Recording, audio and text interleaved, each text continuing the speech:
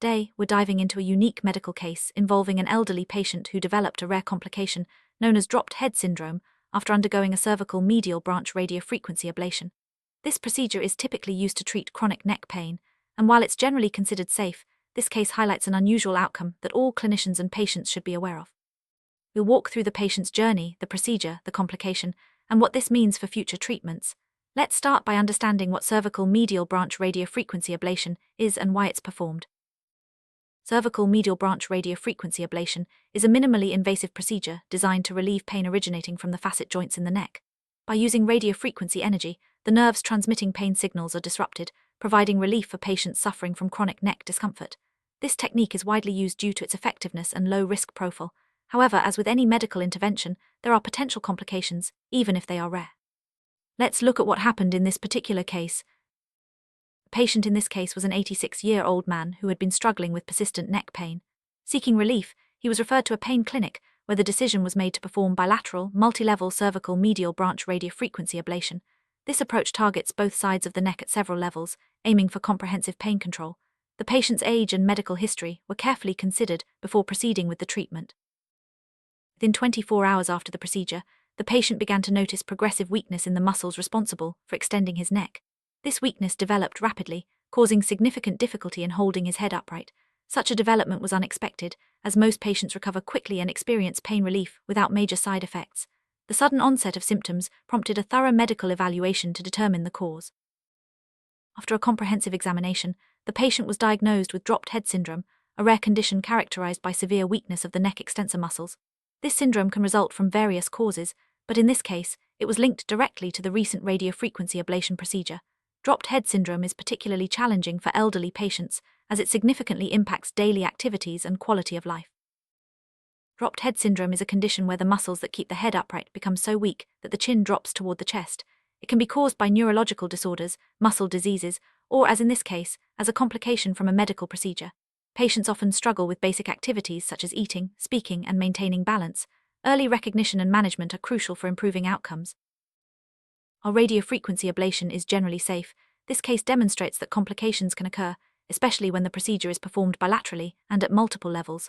The nerves affected by the ablation play a role in muscle function, and disrupting them can, in rare cases, lead to muscle weakness.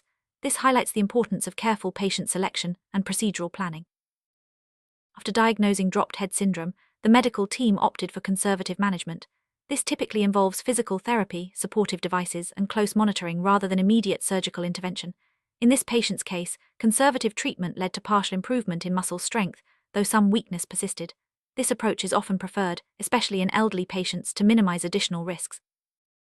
Literature review included in the report found that while dropped head syndrome after cervical radiofrequency ablation is rare, similar cases have been documented. These reports emphasize the need for caution when considering bilateral and multilevel procedures. Each patient's risk factors should be carefully weighed, and alternative pain management strategies should be considered when appropriate.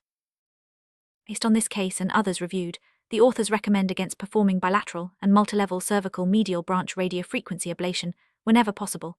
The risk of severe complications, though rare, should be balanced against the potential benefits.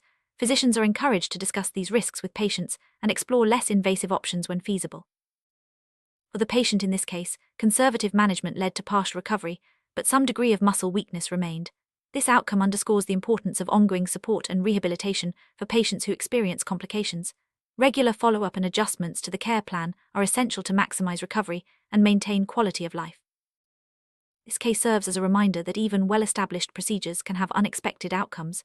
It highlights the need for vigilance, thorough patient assessment, and clear communication about potential risks. By learning from rare complications, healthcare providers can improve patient safety and refine their approach to pain management. Looking ahead, further research is needed to better understand the mechanisms behind dropped head syndrome following radiofrequency ablation. Identifying patients at higher risk and developing safer procedural techniques will be crucial. Collaboration among clinicians, researchers, and patients will drive progress in this area and help prevent similar complications in the future. To summarize, cervical medial branch radiofrequency ablation is an effective treatment for neck pain but carries rare risks, such as dropped head syndrome, especially when performed bilaterally and at multiple levels. Careful patient selection, conservative management of complications, and ongoing research are essential for optimizing outcomes and ensuring patient safety. In conclusion, this case report and literature review shed light on a rare but significant complication of a common pain management procedure. By sharing these findings, the medical community can enhance awareness, improve patient counseling, and refine treatment strategies to minimize risks. Thank you for joining us as we explored this important case and its implications for clinical practice.